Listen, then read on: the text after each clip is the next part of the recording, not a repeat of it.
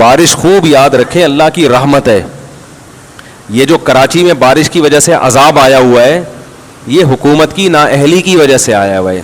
ابھی میں نے کراچی کے فضائل پر ایک بیان کیا, اس میں بعض لوگوں کے کمنٹس تھے کہ گٹر ابل رہے ہیں, کچرا کنڈی بنا ہوا ہے. تو بھائی یہ بنا ہوا نہیں ہے, بنایا گیا ہے, سمجھ رہے ہیں.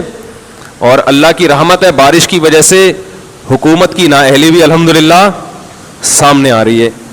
دیکھو پاکستان کا سب سے بڑا شہر, پاکستان کو سب سے زیادہ کھلانے پلانے والا شہر, اس شہر کا حال کیا کیا ہوا ہے.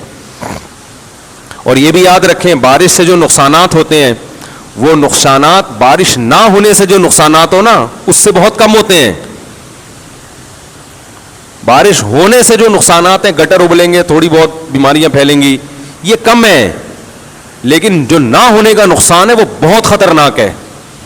سمجھ رہے, زمین کی تہ میں پانی کم ہو جاتا ہے, درخت سوکھنا شروع کرتے ہیں, بہت خطرناک بیماریاں پھوٹتی ہیں.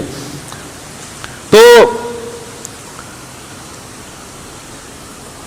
ہمیں یہ بتایا جاتا ہے کہ یوں پانی آ رہا ہے اور ایسے پانی گرتا ہے اور ایسے گٹر ابلتے ہیں, تو گٹروں کے ابلنے کا ذمہ دار کون ہے؟ ہر سیاستدان کہے گا میں ذمہ دار نہیں ہوں. اس پورے پروسیس میں جو بارش برسانے کا اصل مقصد تھا وہ حاصل نہیں ہوتا.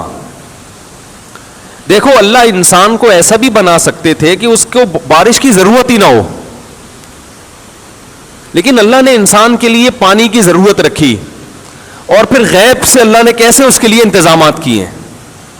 اگر یہ سمندر اتنا زیادہ نہ ہوتا, 3 گنا سمندر ہے نا زیادہ, اتنا زیادہ نہ ہوتا تو جتنی بارشیں دنیا میں ہو رہی ہیں اتنی نہ ہوتی, نقصان ہوتا انسان کو.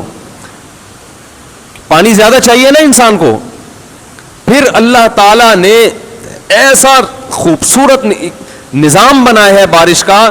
ہمیں تو لگتا ہے کہ بارش بے ڈھنگی ہو رہی ہے, لیکن جو سائنسدان ہے نا اس فیلڈ کے ماہر ہیں وہ کہتے ہیں بارش میں بے ڈھنگا پن نہیں ہے. جتنی بارش ہو رہی ہے زمین کے لیے اتنی ہی ضروری ہے. یہ بڑا ایک خدا نے اللہ نے کنٹرول رکھا ہوا ہے بارش کے اوپر, ایک کنٹرول کے ساتھ چلتی ہے بارش. وَأَنزَلْنَا مِنَ السَّمَاءِ مَاءً طَهُورًا, اللہ فرماتے ہیں ہم آسمان سے پانی برساتے ہیں پاکیزہ پانی. لِنُحْيِيَ بِهِ بَلْدَةً مَيْتًا, تاکہ ہم مردہ زمین کو زندگی دے دیں. میں ابھی 3-4 دن پہلے تھر کا وزٹ کر کے آیا ہوں. ان بارشوں کی وجہ سے تھر میں جو ہریالی پھیلی ہے ماشاءاللہ, غریب لوگ اس قدر خوش ہو گئے, جانوروں کے پیٹ بھرنا شروع ہو گئے. پورے سال ہم گوشت کھاتے ہیں, اگر یہ بارشیں ختم ہو جائیں تو یہ گوشت بولو بھائی نہیں ملے گا, گوشت نہیں ملے گا, دودھ نہیں ملے گا, نہ گوشت اور نہ دودھ. اللہ نے بارش کے پانی کو کے بارے میں فرمایا وَفِي السَّمَاءِ رِزْقُكُمْ, اسی آسمان کے پانی میں تمہارا رزق ہے. رزق, رزق کسے کہتے ہیں یہ خوب سمجھیں. رزق عربی میں رزق کا وہ مفہوم نہیں ہے جو اردو میں ہے. اردو میں تو رزق اکثر روٹی پانی کو کہتے ہیں نا. آج مجھے آپ لوگ بہت ڈھیلے ڈھیلے کیوں لگ رہے ہیں؟ دیکھو عربی میں رزق کسے کہتے ہیں؟ نصیب مفروضہ, نصیب مفروض. زندگی گزارنے کے لیے جو لوازمات چاہیے نا انسان کو, ان تمام لوازمات کو انسان کا رزق کہا جاتا ہے. یہ کپڑے بھی رزق ہیں. جب ہم کہتے ہیں نا بھائی اللہ تمہیں رزق حلال کو شادہ نصیب فرمائے, تو کیا مطلب پھر انڈے پراٹھے کھلائے, کپڑے نہ دے تمہیں پہننے کے لیے, گھر نہ دے, سواری نہ دے, ہے بھائی؟ تو رزق کا مطلب کیا ہوتا ہے؟ ضروری لوازمات. زندگی گزارنے کے لیے جو بھی ضروری لوازمات چاہیے ان تمام چیزوں کو کیا کہا جاتا ہے؟ رزق. تو اللہ نے کہا وَفِي السَّمَاءِ رِزْقُكُمْ, یہ جو آسمان سے پانی برس رہا ہے اس میں تمہاری زندگی گزارنے کے لیے تمہیں جتنی چیزیں چاہیے وہ ساری اس میں موجود ہیں. اس میں موبائل بھی ہے, حقیقت ہے. بارش برسنا بند ہو جائے موبائل کا بزنس بھی ختم ہو جائے گا. اسی میں بچوں کو اسکول پہنچانے کے لیے کنوینس کا خرچہ بھی ہے. میں اس لیے کہہ رہا ہوں کہ ان چیزوں کی طرف تو توجہ جاتی نہیں ہے. لوگ کہتے ہیں اس سے بس بارش برسے گی تو گھاس اگے گی تو جانور کھائیں گے تو گوشت ملے گا تو دودھ پیئیں گے تو کھلا کھائیں گے تو ننگا نہائیں گے. لوگ یہ سمجھ رہے ہوتے ہیں بس. اور اس سے گندم پیدا ہوگی اور اس سے جناب سرسوں پیدا ہوگی, بس ایسا نہیں ہے بھائی. اس سے کپاس پیدا ہوتی ہے, اس کپاس سے کپڑا بنتا ہے, ٹیکسٹائل ملیں آباد ہوتی ہیں. جب ٹیکسٹائل ملیں آباد ہوتی ہیں تو کمپنی کے مالکان بھی پیسہ کماتے ہیں اور کمپنی کے ملازمین بھی پیسہ کماتے ہیں. اس پیسے سے وہ اپنے بچوں کی اسکول کی فیسیں بھی ادا کرتے ہیں, اس پیسے سے وہ بچوں کی دوائیں بھی خریدتے ہیں. جب وہ دوا خریدتے ہیں تو جو ڈاکٹر کلینک کھول کے بیٹھا ہوا ہے وہ اپنے بچوں کے لیے دوا خریدنے کے قابل بنتا ہے. کیا ہو گیا, غلط تو نہیں کہہ رہا بھائی ہیں؟ اب یہ بات اگر میں انگلش میں کہوں تو مان لیں گے لوگ, اردو میں کہہ رہے ہیں تو ہم نہیں مان رہے, سمجھ میں ہی نہیں آ رہا, اور پنجابی میں کہوں تو پھر بالکل ہی نہیں مانیں گے. تو لوگوں نے عجیب معیار بنایا ہوا ہے نا زبانوں کا. تو اللہ تعالیٰ نے کیا فرمایا, اسی آسمان کے پانی میں کیا ہے, رزق ہے, رزق. اب یہ جو بارش برس رہی ہے یہ ہمارے بچوں کی اسکول کی فیسیں لے کے بھی آ رہی ہے, یہ بچوں کی دواؤں کے بولو نا بھائی خرچے لے کے بھی آ رہی ہے, یہ بیماریوں کے خاتمے کا ذریعہ بھی بن رہی ہے, یہ کے ای ایس سی والوں کی بدنامی کا ذریعہ بھی بن رہی ہے, یہ کے ایم سی والوں کی بدنامی کا ذریعہ بھی بن رہی ہے. حالانکہ ہمیں ہمارا فرض بنتا تھا کہ ہم ان کو بدنام کریں, لیکن بزبان حال یہ ہمارے ساری ضرورتیں پوری کر رہی ہے. یہ فضاؤں کو صاف کر رہی ہے.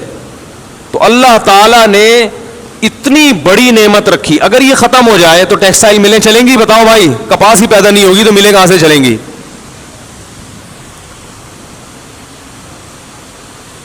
لوگ کہتے ہیں پیٹرول تو بارش سے نہیں پیدا ہوتا, تو پیٹرول کی ضرورت کیوں ہوتی ہے ہمیں؟ پیٹرول کی ضرورت ہمیں ہوتی ہے, ہم ملازمت کے لیے گھر سے آفس جائیں اپنی گاڑی میں بیٹھ کے, جب آفس نہیں رہے گا تو اس پیٹرول کو پیو گے کیا؟ کیا ہو گیا بھائی؟ اور یا ٹرک لے جا رہے ہوتے ہیں مال ادھر سے ادھر, جب وہ مال ہی نہیں رہے گا تو وہ ٹرک پیٹرول ڈال کے کریں گے کیا؟ ہر چیز کا خاتمہ ہے اگر اللہ آسمان سے بارشیں برسانا بند کر دے, ہر چیز ختم ہو جاتی ہے.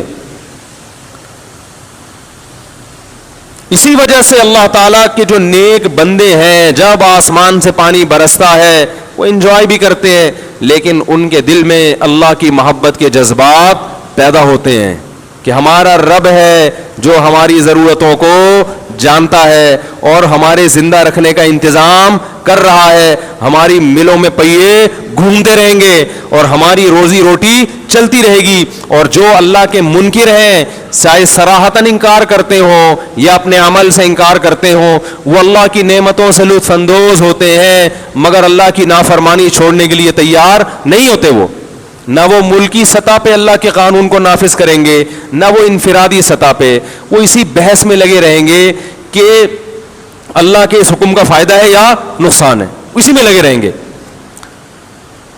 تو یاد رکھیں یہ جو اللہ کی نعمتیں ہیں, قرآن مجید میں اللہ نے ان نعمتوں کے بارے میں ایک اصول اور ضابطہ بیان کیا ہے.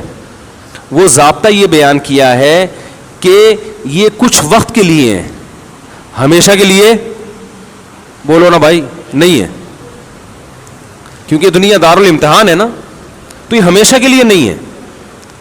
انسان پر بھی موت آنے والی ہے اور اس کائنات پر بھی موت آنے والی ہے.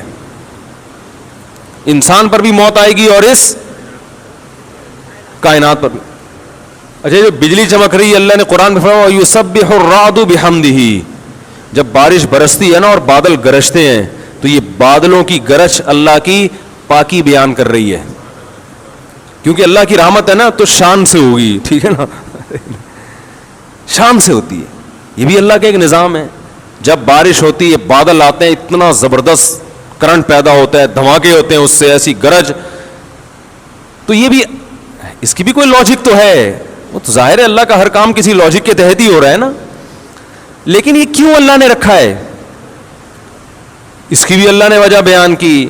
فرمایا یہ بجلی کی کڑک اور اس زوردار آواز یہ بھی کیا کر رہی ہے, اللہ کی तस्बीह कि तुम्हारा रब हर लिहाज से कामिल है, चूंकि ये अल्लाह की बहुत बड़ी रहमत है तो कुछ आवाज के साथ होनी चाहिए ना भाई। क्या ख्याल है? कहते हैं ना आशिक का जनाजा है जरा धूम से निकले, तो कुछ धूम से होनी चाहिए ये।